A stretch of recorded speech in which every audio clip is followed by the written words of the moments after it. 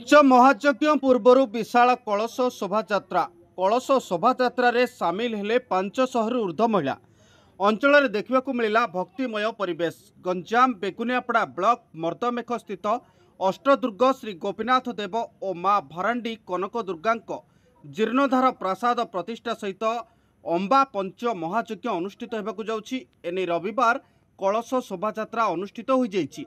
सकाळे सूर्य पूजा पुरोहित मंत्र पाठरे कराई यज्ञ कार्यक्रम आरंभ होइतिला। भक्त मानक गहन रे श्री गोपीनाथ मंदिर निकटरे थिबा पोखरी पूजार्चना कराई कलश धरी ग्राम परिक्रमा करा सहित यज्ञ स्थल को जाइथिले।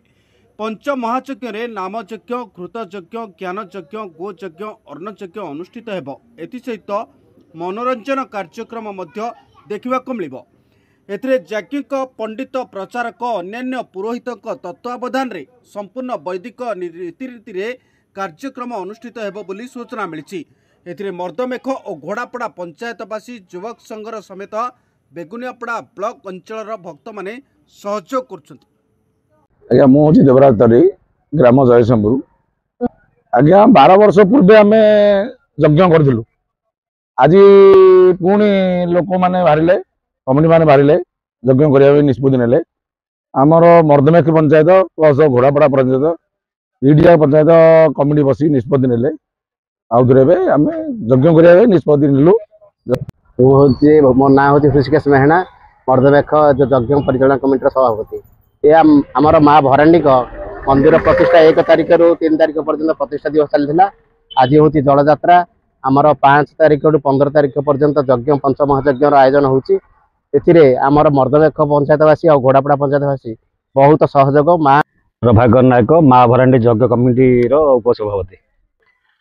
आज कलश यात्रा थिला यज्ञ सुचारू रूप चलो। मर्दमेख पंचायतवासी और घोड़ापड़ा पंचायतवासी उभय मिसी ये यज्ञटा को सुचारू रूप चलापी निष्पत्ति नहीं।